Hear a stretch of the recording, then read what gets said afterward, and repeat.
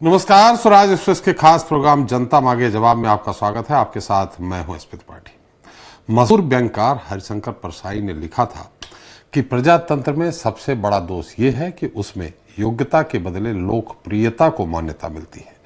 प्रजातंत्र में हाथ गिने जाते हैं, सिर नहीं। देश में पिछड़ी जातियों के आरक्षण का सवाल जब प्रधानमंत्री नेहरू के सामने आया तो उन्होंने भी हरिशंकर परसाई की बात को दोहराते हुए कहा था कि इससे योग्यता पीछे छूट जाएगी।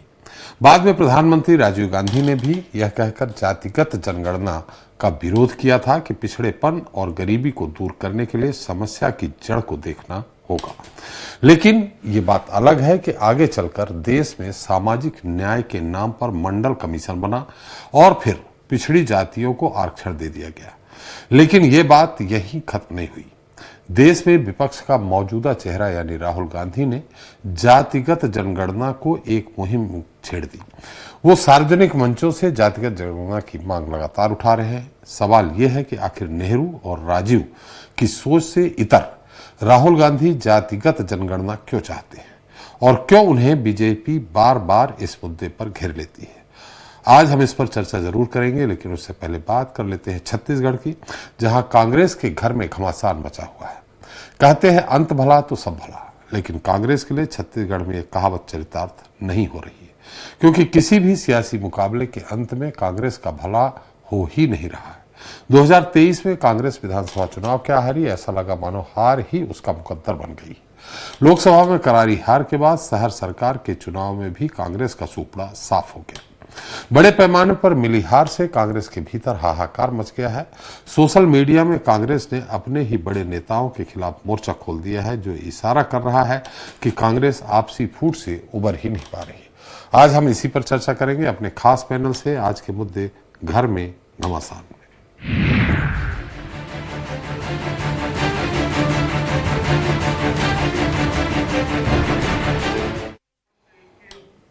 तो कांग्रेस में नगरीय निकाय चुनाव की हार के बाद रार शुरू हो गई है। कांग्रेस नेता सोशल मीडिया में जमकर भड़ास उतार रहे हैं। कोई बड़े नेताओं को जिम्मेदार ठहरा रहा है तो कोई राज खोलने की धमकी दे रहा है। पूर्व मंत्री अमरजीत भगत ने आरोप लगाया है कि पार्टी के बड़े नेताओं के बीच कोऑर्डिनेशन ही नहीं है। छत्तीसगढ़ में स्थानीय निकायों के चुनाव कांग्रेस के लिए आखिरी मौका है। इसके बाद राज्य में लंबे समय तक कोई चुनाव नहीं है। ऐसे में यहां मिलने वाली हार ने हाहाकार मचा दिया है।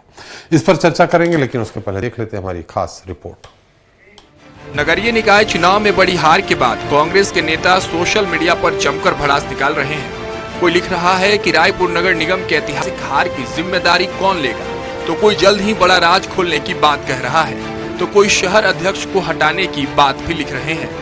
इसी बीच कांग्रेस के वरिष्ठ नेता पूर्व मंत्री अमरजीत भगत का कहना है कि चुनाव में कांग्रेस के वरिष्ठ नेताओं में कोऑर्डिनेशन नहीं था। बड़े नेता आते हैं तो आपके आप होने लगता है, और इसमें मुझे ऐसा कुछ दिखा नहीं कि पूरे प्रदेश में आपस में मिल करके लोग दौरा किए। इस पर तंज कसते हुए वरिष्ठ बीजेपी नेता डिप्टी सीएम अरुण साव ने कहा कि कांग्रेस के नेताओं के झगड़ों का खामियाजा जनता ने भोगा है। देखिए, कांग्रेस के नेताओं के झगड़ों का खामियाजा छत्तीसगढ़ की जनता ने बुरी तरह से भोगा है। 5 साल सरकार रही, तब भी आपस में लड़ते रहे और छत्तीसगढ़ की दुर्दशा इन्होंने कर दी। आपस में लड़ लड़ के और आज भी लड़ रहे हैं। नगरीय निकाय चुनाव में बुरी तरह हार के बाद कांग्रेस के कार्यकर्ताओं के सोशल मीडिया पर भड़ास निकालने और जिम्मेदार जिलाध्यक्षों पर कार्यवाही की मांग पर कांग्रेस के वरिष्ठ नेता पूर्व मंत्री शिव डहरिया ने कहा कि हमारी पार्टी में इतनी स्वतंत्रता है कि कार्यकर्ता अपनी बात रख सकते हैं। जनता का आदेश स्वीकार्य है। लीडरशिप में जो काम चलता है उसकी है, और जब इसका परीक्षण होगा, चर्चा होगी, तब पता चलेगा वास्तव में क्या बातें हुई है। अब हमारे प्रदेश अध्यक्ष जी और हमारे बड़े नेता लोग तय करेंगे कि कब समीक्षा बैठक होगी। बहरहाल नगरीय निकाय चुनाव के नतीजों पर चल रहे घमासान के बीच त्रिस्तरीय पंचायत चुनाव शुरू हो गया है। ऐसे में अब देखना होगा कि कांग्रेस अपने घर में चल रहे घमासान को शांत करने के लिए हार की समीक्षा के साथ और क्या क्या उपाय करती है। स्वराज एक्सप्रेस के लिए रायपुर से दिलीप साहू की रिपोर्ट। तो इस मुद्दे पर ज्यादा चर्चा के लिए मौजूद हैं सत्यप्रकाश सिंह जी हैं, कांग्रेस प्रवक्ता हैं, तौकीर रजा जी हैं, बीजेपी नेता हैं, अनिरुद्ध द्विवेदी जी हैं, वरिष्ठ पत्रकार हैं। आप सभी का हमारे इस खास कार्यक्रम में बहुत बहुत स्वागत है। सत्यप्रकाश जी, पहला सवाल आपसे, यहाँ मैं अमरजीत भगत जी के बयान को सही मानूं कि बड़े नेताओं में कोऑर्डिनेशन नहीं था, उनको लगा नहीं कि एक साथ सब लोग प्रचार कर रहे हैं जिसके कारण हमें चुनाव में हार मिली, या शिव डहरिया जी के जो उन्होंने बयान दिया उसको सही मानूं? कि आपके यहाँ इतनी छूट है कि कोई कुछ भी कह सकता है, किसको सही मानूं? सत्यप्रकाश जी। देखिए त्रिपाठी जी, एक चीज बोलूंगा कि नेताओं के साथ बहुत समझते हैं जी। अगर थोड़ी सी बात भी कुछ बोल दे, अगर वो खांस भी देंगे तो मीडिया वाले बोले कल तो ऐसे नहीं खांस रहे थे, आज ऐसे खांस रहे। विपक्ष जो है वो अलग तरीके से लेगा कि भाई कोई ना कोई बात है। तो वो देखिए, वही मैं बोल रहा हूँ कि आपने बात की अभी अमरजीत भगत जी की, बहुत वरिष्ठ नेता हमारे, पूर्व मंत्री हैं। उन्होंने क्या बोला? उन्होंने बोला आगामी की बात की, एकजुट होकर और मजबूती के साथ हम चुनावी मैदान में जाएंगे, अगले जो भी चुनाव आएंगे उसमें जाएंगे और जनता की आवाज उठाएंगे। उसमें गलत क्या कर, एक बात थी। और शिव डहरिया ने जो बात की उसकी बात तो आपको बता दो। देखिए ये साफ तौर पर है कि इनके यहाँ, देखिए अगर बीजेपी की बात करूं कि इनके कार्यकर्ता को सुनी नहीं जाती है, वो वीडियो हर किसी ने देखा, कार्यालय जलाना पड़ गया। अगर सुन लेते तो हो सकता नगरी का कार्यालय नहीं जलता। तो हालात ये हो गए हमारे यहाँ पे। ठीक है, वो एक अलग विषय है कि किस फोरम पर रखना, किस फोरम पर नहीं रखना, मगर कम से कम बात रखने का मौका तो दिया जाता है। इनके यहाँ कब दिया जाता है? दो व्यक्ति के अलावा तीसरा व्यक्ति कोई बोल दे तो मुख्यमंत्री जी बेचारे वो खुद नहीं बोल पाते। और वही मैं बोल रहा हूँ कि हमारे यहाँ इस टाइप की बातें हैं कि आप बात रख सकते हैं, पहली बात। दूसरी बात, देखिए जो चुनाव हुआ उसकी समीक्षा होगी, वरिष्ठ नेता बैठेंगे, समीक्षा करेंगे कहाँ कमियां रह गई है, या फिर मैं बोलूंगा सबसे पहले जो अभी थोड़ी बहुत जो चीजें सामने आई है कि भाई धन बल का दुरुपयोग होगा, चुनाव आयोग वो बदल बन के बैठा रहेगा, तो ये नतीजा आएंगे, स्वाभाविक बात है। सत्यप्रकाश जी, आपने कहा उससे बात सही है, गरीब की गाय मीडिया ही है। मीडिया आपके जो आपने बयान दिया, अगर वो अच्छा रहा तो मीडिया ने बहुत अच्छा किया, खराब हो गया तो मीडिया ने तोड़ मरोड़ के पेश किया। अब हम कहिए तो आपको पूरा फिर से एक बार सुना दें, आपको मैं भेज दूंगा कि जो अमरजीत भगत जी ने कहा है कि हमारे नेताओं सब एक साथ मिलकर के ऐसा नहीं लगा कि चुनाव प्रचार में उतरे हों। तो इन स्थिति वही मैं बोल रहा हूँ जी। आप वापस चलाना चाहिए, वापस चला चाहिए। मैंने उनका बयान पूरे सुना है, हर मीडिया चैनल पे ही सुना मैंने, आपके यहाँ भी सुना मैंने। दोपहर में ही मैं आपका चैनल देख रहा था, अभी सुन रहा था मैं। तो इससे बोलो, उन्होंने जो बोला वही मैं बोल रहा हूँ। वो एक चीज और मैं बोलना चाहूंगा, अगर उन्होंने कुछ बोला तो उनके व्यक्तिगत विचार हो सकते हैं, वो व्यक्ति अपनी बात रख रहा है, मगर हम लोग एकजुटता से चुनाव लड़े, एकजुटता से जनता की आवाज उठाए, मजबूती साथ लड़े। विपक्ष का जो हमारा धर्म बनता है जनता के उठाना, वो हमने उठाया। इसमें कहा हमने कमजोरी दिखाई? लोकतांत्रिक प्रदेश है हमारा, देश है हमारा, जनता किसको जनादेश देगी वो जनता के ऊपर निर्भर करता है। उसके तहत हमको फैसला जनता ने दिया है कि विपक्ष में रहिए तो विपक्ष में, शहर में भी, विधानसभा में रहिए तो विधानसभा में भी है। तो इसमें दिक्कत क्या है? मगर जैसे नगरीय निकाय की बात, मतलब अमरजीत जी ने आपने अब कहा जाके कि उनका अपनी सोच होगी, मतलब उनकी सोच भी पार्टी लाइन से हट करके है कि खुलेआम इस तरह से बयान देना? नहीं त्रिपाठी जी, वही मैं बोल रहा हूँ ना। देखिए एक चीज मैं स्पष्ट बोल रहा हूँ कि वरिष्ठ नेता है वो, अगर अपने कोई विचार रख रहे तो उनका विचार व्यक्तिगत विचार हो सकता है ना, मगर हम एकजुटता साथ लड़े कि नहीं लड़े? भूपेश बघेल जी ने दौरा की नहीं किया, दीपक बैज जी ने सभाएं की कि नहीं की, टी.एस. सिंहदेव जी ने सभाएं की कि नहीं की, मैं खुद भी दीपक बैज जी के साथ भी था, भूपेश बघेल जी के साथ भी था। तो हमने मजबूती से चुनाव लड़ा। मगर जैसे मैंने बोला ना, लोकतांत्रिक हमारा देश है, चुनाव कोई हारता है कोई जीतता है। अगर जनता ने हमको जनादेश दिया विपक्ष में, नहीं तो विपक्ष में बैठे हुए। अगर जनता को बोलती शहर में बैठिए सरकार बने तो वो भी बनाते। मगर जो मैंने बोला कि क्षण के जो चीज पहली जो चीज समझ में आ रही है कि धन बल का दुरुपयोग हो, शराब कैसे तरह बांटी गई, किस तरह से हमारे प्रत्याशियों का नामांकन रद्द कराया गया, वो सब हमने देखा है। किस तरह से चुनाव आयोग मुख बधिर बनकर बैठा रहा है, वो भी हमने देखा है। हम हाईकोर्ट तक में गए हुए हैं, वो मामला हाईकोर्ट में भी है। इसलिए बोलो ना, हमारे प्रत्याशी नामांकन रद्द होता मगर इनका नहीं होता है, तो सबके सामने है। इसलिए मैं बोल रहा हूँ हर चीज समीक्षा होगी तो ये सब चीजों की समीक्षा होगी और आगे की रणनीति तय करेंगे हम कि सत्ता का दुरुपयोग अगर कोई सीखना है किसी को तो बीजेपी सीखी सत्ता का दुरुपयोग, चाहे वो 11 साल से केंद्र में हो या 1 साल 13 महीने में यहाँ छत्तीसगढ़ में हो। इसलिए बोला विपक्ष के नाते मजबूती से लड़े हैं, मजबूती से आगे भी लड़ेंगे, जनता की आवाज उठाएंगे, चाहे इनको जो करना करे, सत्ता का दुरुपयोग करना सत्ता का दुरुपयोग करे, हम उसके जनता की आवाज उठाए पीछे नहीं हटेंगे। बिल्कुल, ये दुरुपयोग तौकीर रजा जी लोग अच्छा करते हैं। लेकिन कोरबा में बहुत, मुझे ज्यादा दिन नहीं हुए, 5 साल पहले कोरबा में 31 शायद बीजेपी के थे, 26 आपके थे, फिर भी आपका महापौर बन गया। तो सत्ता तो जिसकी होती है, शहर सरकार लगभग उसकी होती है, ऐसा माना जाता है। लेकिन सत्यप्रकाश जी आपने बिल्कुल सही कहा। अब आप क्या कहेंगे? आप अपनी पार्टी से लाइन से बंधे हुए हैं, आप प्रवक्ता हैं। तौकीर रजा जी मेरी आवाज आ रही है आपको? बिल्कुल बिल्कुल जी। तौकीर जी, अगर इनकी लड़ाई आपस में है, अंतर्कलह है, तो इसमें आपके उप मुख्यमंत्री जी ने कहा इन्होंने अरे आपस में लड़ रहे, छत्तीसगढ़ का कहां बंटाधार कर दिया? आपस में लड़ रहे हैं, ठीक है, काम तो किया ना उन्होंने, और आपके लिए तो बेहतर है।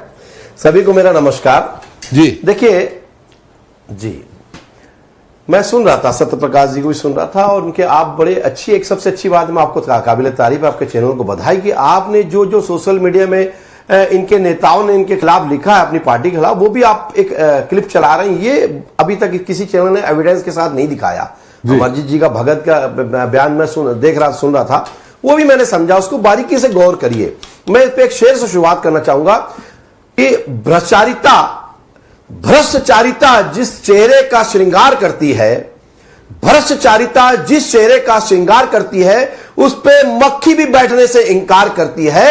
इसलिए जनता ने इनको उखाड़ फेंका, इनके आसपास भी नहीं रहे। जो जनता ने इनको सर पे उठाया था, इसलिए उखाड़ फेंका क्योंकि इन्होंने सिर्फ भ्रष्टाचार का बोलबाला किया, विकास को जो है उसको किनारे कर दिया और विनाश का बोलबाला बढ़ा दिया। अपराध देखिए कितना बड़ा हुआ था, भ्रष्टाचार का दलदल बना दिया था। बात करते हैं कि तंत्र और जो है पैसों का उपयोग किया गया।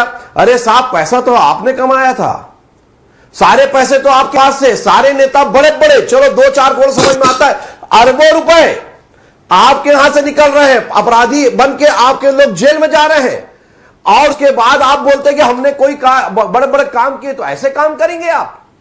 झूठ बोलकर, आडंबर बनाकर आपके भूपेश बघेल जी यहां सत्ता में आए और बोले कि डॉक्टर रमन सिंह पर इल्जाम लगाया कि इन्होंने भ्रष्टाचार किया। मैं तो चुनौती देता हूं, और पहले भी देता रहा, पहले उनकी सरकार में मैंने चुनौती उनको दी, खुलेआम चुनौती दी। आप में दम है तो गिरफ्तार करके दिखाइए, झूठा आरोप लगाने की कोशिश मत करिए। आप आ गए सत्ता में, यही गनीमत है। जनता भी आपको समझ रही है और आपको उखाड़ फेंकेगी। विधानसभा के चुनाव में भी, लोकसभा के चुनाव में आप देख लीजिएगा। ये बड़े बड़े बातें करते रहे, ये बात करते रहे कि हमने जो है विकास किया। एक विकास कोई बात कर दो, कोई एक योजना बताई 36 में से कि जमीन स्तर पे पहुंची हो, कोई एक रोड जो सुदूर जंगल तक पहुंची हो, जो हमारे डॉक्टर रमन सिंह जी की सरकार के समय बनी थी, वो वैसी की वैसी रही इनके कार्यकाल में। विकास की बात करें, भ्रष्टाचार का इतना बोलबाला था, खास तौर पर नगर निगम में तो इतना था कि हम उठाते रहे, मानने को तैयार नहीं थे। हमने आखिर गिरफ्तारियां शुरू करी, हमारी सरकार की ईडी ने कार्रवाई शुरू करी थी, उस पर इल्जाम लगाने लगे। इनके ने अपने नेताओं को बचाव में पक्ष में आ गए। अरे भाई, अपराध किया है, अगर गलत नहीं किया है तो कोर्ट खाली है, कोर्ट खुली है, आप आवेदन डालिए, और अगर वो गलत है तो आप कोर्ट उसको सजा देगी, ईडी को कार्रवाई करेगी, और करी भी है कुछ जगह अगर कुछ थोड़ा छोटा मोटा गलत हुआ है तो जी। लेकिन आप मानने को तैयार नहीं थे, आप अपने भ्रष्टाचार साथियों का समर्थन करते हुए उसका ईडी का घेराव करने लगे। तो जनता ये सब देखते रही। आज देखिए, ऑनलाइन का जमाना है साहब, सबके हाथ में मोबाइल है, सबके पास न्यूज चैनल है, और तुरंत उसके पास खबर 2 सेकंड में पहुंच जाती है कि यहां पर यह घपला किया, और इस प्रकार से इनकी सरकार ने ऐसे लोगों का समर्थन किया। जनता जानती थी, जनता समझ रही थी, और जनता ने इसी कारण से इनके झूठे आडंबर को उखाड़ फेंका। वादा किया था शराबबंदी का, घोटाले पे घोटाला करते चले। इनके नेता भी अंदर है, इनकी सुपर सीएम भी अंदर है, इनके साथ साथ अधिकारी अंदर है। कोई भेदभाव नहीं हुआ। अगर भेदभाव होता तो अधिकारी बच जाते, सिर्फ नेता अंदर होते। राजनीति का अगर कोई दुर्भावनापूर्ण कारण होती, सिर्फ आप इल्जाम लगाते रहे। अरे मैं बताता हूं साहब, आप बताते रहे कि अपराध इनके समय में जो है नक्सली घटनाएं कम हुई। मैं खुलेआम इल्जाम तब भी लगाता रहा, और अब फिर से बोलता हूं, नक्सली घटनाओं को आप लोगों ने विधिवत रूप से नक्सलियों को पोषित किया और उसे फैलाया, और आपके वैसे अर्बन नक्सल को गोद में बैठाकर लाल बत्ती देके बढ़ा दिया आपके भूपेश बघेल ने, तब भी इल्जाम लगाया था। चलिए तौकीर जी, अभी तो नगर संग्राम की बात हो रही है, श्रीराम कांड के सबूत आपके पास है। तौकीर जी, अभी नगर संग्राम की बात हो रही है, नक्सलियों पे जब मुद्दा होगा तब हम और आप बात कर लेंगे। अभी जो आप चुनाव जीते, आपको बधाई, लेकिन मैंने सारे मुद्दों को मैंने एक सत्यप्रकाश जी को भी बोला है कि सभी वजहों से ये हरे हैं, ये मानने को तैयार नहीं। आप पता कर लीजिए। ठीक है, रायपुर एक अपवाद हो सकता है जहां लगातार कांग्रेस का महापौर रहा है, लेकिन सामान्य तौर पे जब भी किसी की सरकार रही है प्रदेश में, हर सरकार में 80% 90% रिजल्ट उसी के पक्ष में आते रहे। लेकिन एक अच्छी चीज आप तौकीर जी, सत्यप्रकाश जी को बधाई दीजिए, उन्होंने ये नहीं कहा कि ईवीएम की भी गड़बड़ी थी। सत्यप्रकाश जी ने ये नहीं कहा, जैसा कि आप लोग शुरू में बोले कि ईवीएम पे ठीकरा फोड़ेंगे। सत्यप्रकाश जी, एक बार हम चाहेंगे अनुज जी के पास, लेकिन ईवीएम भी कहीं था जो कांग्रेस का जो प्रदर्शन था कमजोर हुआ, उसमें ईवीएम का रोल भी कुछ कहीं था सत्यप्रकाश जी? देखिए त्रिपाठी, अगर मेरे को समय दिए तो मैं इनके तौकीर भाई का भी जवाब दूं और आपके सवाल का भी जवाब दूं, या आप अनिरुद्ध जी से पूछना चाहते हैं उससे? चलिए अनिरुद्ध जी के पास हम हो लेते हैं, फिर आपके पास आते हैं। अनिरुद्ध जी, देखिए जब भी किसी पार्टी में हार होती है तो इस तरह के थोड़े बहुत बयानबाजी होती रहती है, आते भी है, लेकिन छत्तीसगढ़ में थोड़ा सा ज्यादा बयानबाजी जो सोशल मीडिया पे इस समय हो रहा है, और खासकर अमरजीत भगत मंत्री थे वो कह रहे हैं, शिव डहरिया जी कह रहे हैं, तो और हम लोगों को भी और आपको भी देखने में मिला होगा कि सामंजस्य बड़े नेताओं में नहीं देखने को मिला। अनुज जी, देखिए त्रिपाठी जी, ये है कि बात वहां से शुरू हुई जब 23 के विधानसभा चुनाव से, और ज्यादा नहीं, जनवरी फरवरी 2023 में हालात ये थे और कहीं से ऐसा महसूस नहीं हो रहा था कि कोई बहुत बड़ा छत्तीसगढ़ में परिवर्तन होने वाला है जी। सारे के सारे बड़े से लेकर छोटे कांग्रेस के नेता जो है कॉन्फिडेंट थे कि हम फिर से सत्ता में आ रहे हैं। नगर निगम में जितने छत्तीसगढ़ की 10 नगर निगमें थी और वहां पे बैठे हुए लोग ये मान के चल रहे थे कि हम आ रहे हैं, लेकिन धीरे धीरे परिदृश्य बदलता गया और अंततः 2023 के विधानसभा चुनाव में भारतीय जनता पार्टी की सरकार बनी जी। बहुत मतलब आत्ममंथन का विषय रहा है और गहन चिंतन मनन का विषय रहा है कि आखिर ऐसा क्यों हुआ। आप ज्यादा नहीं, चंद महीने पहले आप ये मान के चल रहे थे कि आप लौट रहे हैं, आपकी वापसी हो रही है और आप बने रहेंगे, लेकिन ऐसा कैसे हुआ कि जो है सत्ता आपके हाथ से खिसक गई। गहन चिंतन मनन की जरूरत तो उस समय ही थी, क्या हो पाया या नहीं हो पाया सबसे बड़ा प्रश्न है। और आज जो है छत्तीसगढ़ की 10 नगर निगमों की बात मैं करूं तो 10 में 10 जो है कांग्रेस के महापौर हुआ करते थे जी। और अभी जब चुनाव हुआ तो पूर्वानुमान ये लगाया जा रहा था कि जो है 8 में तो बीजेपी आएगी, लेकिन 2 जगह जो बड़ी कश्मकश की स्थिति है, चिरमिरी और अंबिकापुर, उसमें भी जो अंबिकापुर जो है टीएस सिंहदेव का जो है इलाका माना जाता है, तो वहां पे जो है कुछ भी हो सकता है। भाजपा के लोग भी बोलते थे, कांग्रेस के लोग भी बोलते थे, लेकिन अंततः जो रिजल्ट आया तो चिरमिरी और अंबिकापुर को भी मिला ले तो 10 में 10 नगर निगमों में महापौर भारतीय जनता पार्टी के जीत कर आए। और जहां तक टीका टिप्पणी का दौर है कांग्रेस में जो शुरू हुआ है, तो देखिए क्या है कि बहुत ऊपर से लेके नीचे और अंतिम पंक्ति तक के लोग वहां पे सोशल मीडिया प्रतिक्रिया करते हैं। जैसे कि आपने बात की शुरुआत त्रिपाठी जी सोशल मीडिया में जो है कमेंट्स आ रहे हैं उससे की, लेकिन यहां पे जब अगर कहीं पूर्व मंत्री, वरिष्ठ आदिवासी नेता, कई बार के विधायक अमरजीत भगत अगर कहीं कुछ कमेंट्स करें और बोले कि कहीं कुछ तालमेल नजर नहीं आ रहा था, तो ये बहुत लाइन जो है अंडरलाइन करने वाली बात है, नोटिस में लेने लायक बात है। ये अमरजीत भगत जी से मैं कई बार मुखातिब हुआ हूं, मैं जानता हूं बहुत जिम्मेदार आदमी है, यूं ही कोई चीज नहीं कहे जाते। तो अगर कहीं अमरजीत भगत जी किए हैं तो ये बात को बहुत कांग्रेस के जो शीर्ष नेता हैं उनको गंभीरता से लेनी चाहिए और उसमें बहुत गहन चिंतन मनन करना चाहिए। और तत्काल जो है, मैं कोई सलाह देने वाला नहीं हूं, लेकिन एक जर्नलिस्ट के नाते जो मेरी जो एक सोच रहती है उसके आधार पे एक तत्काल जो है चिंतन मनन करने के लिए एक बैठक की जरूरत है। और सबसे जो आखिरी महत्वपूर्ण बात मैं ये बोलने जा रहा हूं, आज जो है कांग्रेस के जो है कोषाध्यक्ष, छत्तीसगढ़ प्रदेश कांग्रेस के कोषाध्यक्ष जो है रामगोपाल अग्रवाल जी अज्ञातवास में हैं और माना यह जाता है कि छत्तीसगढ़ के कांग्रेस के प्रभारी महामंत्री मलकी सिंह जी गैदू, अध्यक्ष के बाद जो बहुत बड़ा पद होता है प्रभारी महामंत्री का, उनके पास ही जो है उत्तरदायित्व है आर्थिक मसलों से जुड़ा हुआ। और निश्चित रूप से मलकी सिंह जी गैदू जी की कार्य क्षमता पे कहीं कोई प्रश्न चिन्ह नहीं है, बहुत काबिल व्यक्ति हैं। लेकिन आज जो पार्टी जो संकट में खड़ी है या हाशिए में है या कमजोर नजर आ रही है, तो आज प्रभारी महामंत्री को जो है मॉनिटरिंग करने की जरूरत थी, पूरा जो है चुनाव हैंडल करने की जरूरत थी। पता नहीं कैसे उनको जगदलपुर नगर निगम में महापौर का चुनाव लड़ने के लिए उनको उतार दिया गया। तो ऐसी क्या जरूरत आ पड़ी थी कि जिसके पास 2 महत्वपूर्ण जिम्मेदारी का पद है संगठन में, मतलब लोगों को ऑर्गेनाइज करने का और कोष से संबंधित, तो उनको क्यों उतार दिया गया? ये भी एक बहुत बड़ा सवाल पार्टी के भीतर खड़ा है, जो आपस में लोग बातचीत करते नजर आते हैं। खुलकर कोई नहीं बोला, लेकिन आपस में लोगों की प्रक्रियाएं ये सुनने मिलती रही थी। भाई सीधी सी बात है, यहां भी सत्यप्रकाश जी पहले महापौर, फिर परिषद अध्यक्ष, फिर उन्हीं को पत्नी को टिकट, कुछ आपको नहीं लगा कि कुछ ज्यादा हो गया? और आपके ही भूपेश जी ने कहा, अमरजीत भगत जी के बयान को लेकर भूपेश जी ने कहा था जब सिंधिया जी अलग हुए थे कि कुछ जरूर कुछ न कुछ कोई बात है, वरना यूं ही कोई बेवफा नहीं होता।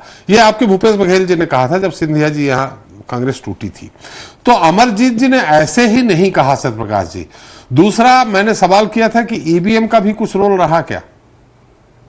देखिए, त्रिपाठी से इसी बोलूंगा, पहले तो आपके सवाल का जवाब दूं, पहले मैं एक बात बोलूंगा। तौकीर रजा जी देखिए बहुत अच्छे व्यक्ति हैं, बहुत अच्छे इंसान हैं, मगर शायद चाटुकारिता की वजह से वो थोड़ा ज्यादा बोल जा रहे हैं और अपने जो नहीं होता ना जी, इनको अभी तक कहीं आयोग भर नहीं पाए हैं, मंत्री पद तो खाली पड़े हैं, ये सब चीजें हैं वो ये तौकीर रजा जी जान रहे हैं।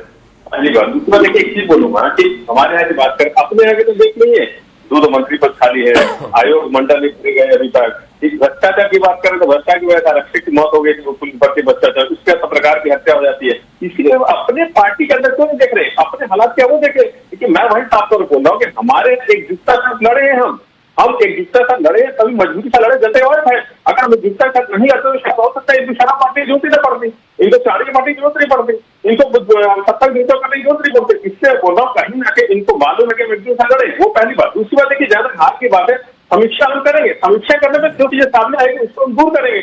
इसलिए मैं बोल रहा हूँ कि जनता में जो जनादेश है उनको हमने स्वीकार किया है। इसके तहत हमको जनता ने बोला आप बैठिए विपक्ष में, विपक्ष में बैठे हुए, जो जनता को आदेश होगा, लोकतांत्रिक हमारा देश है। इसलिए बोल रहा हूँ, सबसे महत्वपूर्ण एक बोलूंगा कि हम तो समीक्षा करने की बात कर रहे हैं, अनिरुद्ध जी बोल रहे हो या आप बोल रहे हैं या बीजेपी के लोग बोल रहे हैं, भाई उनको भी सीट कौन आ रहा है?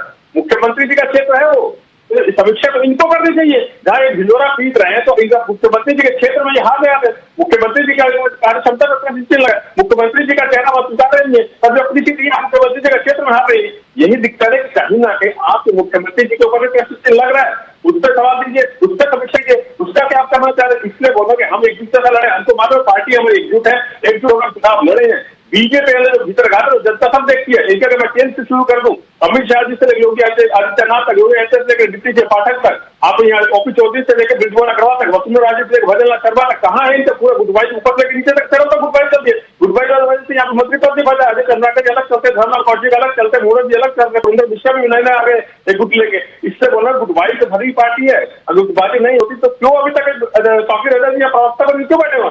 आयोग मंडल में चुका होता है इनको चाटुकारिता करनी नहीं पड़ती बैठ गए। इससे बोल रहा हूँ अपनी जो सरकार को बचाने के लिए विपक्ष के नेताओं के ऊपर जो विपक्ष के जो नेता है वो अगर विषय उठाते या बोलते उसको पहले भ्रमित करने की जनता के विषय ले जाते। अरे आप सरकार बैठे, सत्ता बैठे, काम कर लीजिए।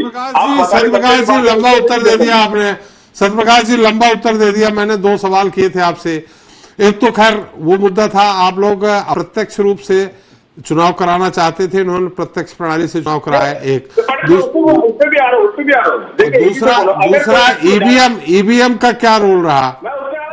पार्टी में अगर कोई व्यक्ति को ज्यादा किसी चीज से प्यार होगा तब दूसरा व्यक्ति शंका होती है। आपकी आवाज थोड़ी सी गूंज रही है सत्यप्रकाश जी, आवाज गूंज रही थोड़ी सी। जी हेलो, जी जी जी बोलिए सत्यप्रकाश जी। वही मैं बोल रहा हूँ कि देखिए अगर किसी व्यक्ति को बहुत किसी चीज से प्यार होता है तब दूसरे व्यक्ति को शंका होती है। बाकी इन्होंने ही जो उनके जो क्रियाकलाप होते हैं, इनके जो कदम उठाते हैं उसकी शंका जाहिर होती है। पहले इन्होंने बोला बैलेट से कराएंगे, फिर उसके बाद ईवीएम पे आ गए, फिर तो वीवीपैट नहीं है। इस पे हम क्या बोले, जनता को शंका होगी। हमने कहा तो इन्होंने मौका दिया शंका करने के लिए। अगर ये पहले बैलेट से करवा दिया, पहले ईवीएम से करवा लेते तो शंका इससे पैदा होता है कि आप बैलेट के बाद ईवीएम से क्यों आए और ईवीएम में आए तो वीवीपैट क्यों नहीं है उसके अंदर, उसके लिए शंका होती है ना। शंका हम नहीं पैदा करते, ये खुद शंका पैदा करवाते हैं। इससे बोल रहा हूँ हमको कोई शंका उत्तर नहीं होती, इनके क्रियाकलाप से, इनके कदम की वजह से शंका पैदा होता है। चाहे केंद्र में बैठे हो चाहे प्रदेश में बैठे हो, हम एकजुट होकर चुनाव लड़ रहे हैं। ठीक है, जो भी समीक्षा होगी, चाहे सत्ता का दुरुपयोग किस तरह से हुआ, धनबल का दुरुपयोग किस तरह से, चुनाव आयोग ने क्या किया क्या नहीं किया, और तौकीर रजा कोर्ट की बात करें, कोर्ट में गए हुए और कोर्ट का फैसला कब तक है उसका इंतजार भी हम करेंगे। कोर्ट की लड़ाई भी हम लड़ रहे हैं और हम एकजुट होकर लड़े थे और विपक्ष के नाते आगे भी लड़ेंगे, जनता के बाद उठाते रहेंगे, चाहे कितना भी सत्ता का दुरुपयोग करते रहे। चलिए, तौकीर सी बहुत लंबी फेहरिस्त गिना दी हमारे सत्यप्रकाश जी ने, आपको बधाई। लेकिन अगर सवाल ये उठ रहा है, आपकी बहुत अच्छी पॉपुलरिटी थी, विश्वदेव सरकार ने बहुत अच्छा काम किया था, तो बैलेट पेपर पे भी करा देते, क्या दिक्कत थी तौकीर साहब? कम से कम ये कहने को नहीं होता। देखिए ऐसा है कि निकले हैं जो लोग मेरी शख्सियत को बिगाड़ने, उनके खुद के किरदार जो है मरम्मत मांग रहे हैं। आज वो स्थिति और ये इनका जो है खिसियानी बिल्ली खम्बा नोचे वाला जो आज व्यवहार ये बताता है कि आज ये क्या स्थिति में बैठे हुए हैं। अरे साहब, आपके पूर्व मुख्यमंत्री अपने क्षेत्र से हारे हैं, किस बात की बात करते हैं? अमरजीत भगत जैसे पूर्व मंत्री ने एक बड़ा इल्जाम लगाया, एक के ऊपर नहीं, चारों नेताओं, बड़े नेताओं के ऊपर, टीएस बाबा, भूपेश बघेल, चरणदास महंत और आपके जो है अपना दीपक बैज, इन चारों पर इल्जाम लगाया था, लगाया खुलेआम। इन चारों ने एका नहीं होने कारण अपने अपने क्षेत्र संभाल लिए, इसी कारण से हारे हैं। खैर, आपका अंदरूनी मामला मेरे को बोलना नहीं चाहिए था, चूंकि डिबेट हो रही है, मेरे को बोलना पड़ेगा और मेरे को जवाब देना पड़ेगा। और आप बात करते हैं राजनीतिक शुचिता की। अरे साहब, आपके यहां तो ये हुआ कि दिग्विजय सिंह जी यहां आए थे प्रभारी होकर, उनके चेहरे पे कालिक मारी गई थी, उनके कपड़े में काला पोत दिया गया था, फेंक दिया गया था। आपके दूसरे प्रभारी जब आए थे, आपके उनको भी कालिक पोत दी गई थी। और आपके राष्ट्रीय नेता सीताराम केसरी को राष्ट्रीय अध्यक्ष रहते हुए क्या केंद्रीय कारावास से फेंका गया था, ये बड़ी गुणवती नहीं थी? तो किस मुंह से बात करते हो? अरे आपका डीएनए भ्रष्ट है, आपके डीएनए में ही भ्रष्टाचार है, आपके डीएनए में गड़बड़ है, तो पहले उसको सुधारिए साहब जाके, फिर दूसरों की बात करिए। आज तो ये स्थिति है कि मक्खी भी बैठने को तैयार नहीं है। इसका मतलब यह हुआ कि आपके जो साथी है, आपके साथी कार्यकर्ता, वो आपके साथ नहीं होने को तैयार है। ये बताता है कि आप हारे हैं, आपने गलत कार्य किया है, एक भी निर्णय आपके अच्छे नहीं थे, और इस प्रकार से आपने सिर्फ भ्रष्टाचार को बढ़ावा दिया, अपराध को बढ़ावा दिया। आज जितने अपराधी पकड़े जा रहे हैं वो सारे के सारे जो है वो कांग्रेसी पकड़ाई जा रहे हैं। ये किस प्रकार से भाई?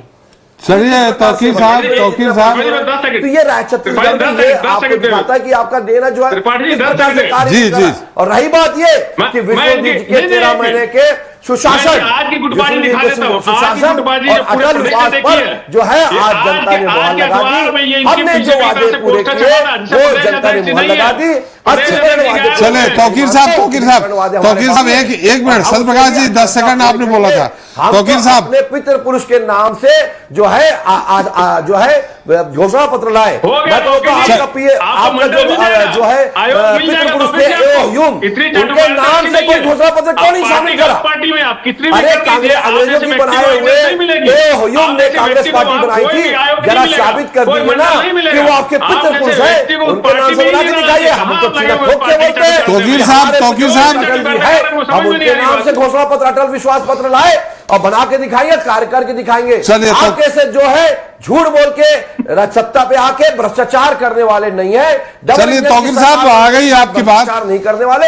हम डबल इंजन की सरकार के साथ ट्रिपल इंजन की सरकार बनाकर विकास की गाथा करने वाले। चलिए, विकास की गाथा जरूर होनी चाहिए, ट्रिपल इंजन की सरकार है। हाँ, सत्यप्रकाश जी आप ही के पास आ रहे हैं, लेकिन आप ऐसा क्यों नहीं करते सत्यप्रकाश जी?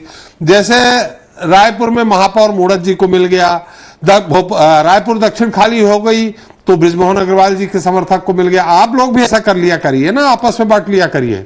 सत्यप्रकाश जी, वही मैं बोल रहा हूँ ना कि कौन सी पार्टी किसके बारे में क्या बात। सबसे पहले तो बोलो तौकीर रजा जी, तौकीर भैया हो गया, इतनी चाटुकारिता मत कीजिए। आप कहां पे आप देखिए अपने आप को, आप कितनी भी चाटुकारिता करिए, आपको मंडल आयोग नहीं मिलने वाला। अरे चाटुकारिता मेरे खून में नहीं है, मेरे डीएनए में चलिए ये व्यक्तिगत जा रहे हैं। सत्यप्रकाश जी व्यक्तिगत मत जाइए, सत्यप्रकाश जी व्यक्तिगत मत जाइए। आपके नाम के अनुरूप सत्य है, लेकिन आप असत्य को जो है स्वीकारते हैं, सत्य को झुकाते हैं। नाम बदल दीजिए भाई साहब, जो सत्य भाई ऐसा है, गलत बात पेश मत करिए। सत्य यही जनता जानती है सत्य क्या है इनके प्रदेश और असत्य क्या है। सत्यप्रकाश जी, समय हमारा समाप्त हो गया है। आपने भ्रष्टाचार और विनाश किया, सत्यप्रकाश जी समय समाप्त हो गया है। तौकीर जी समय समाप्त हो गया है।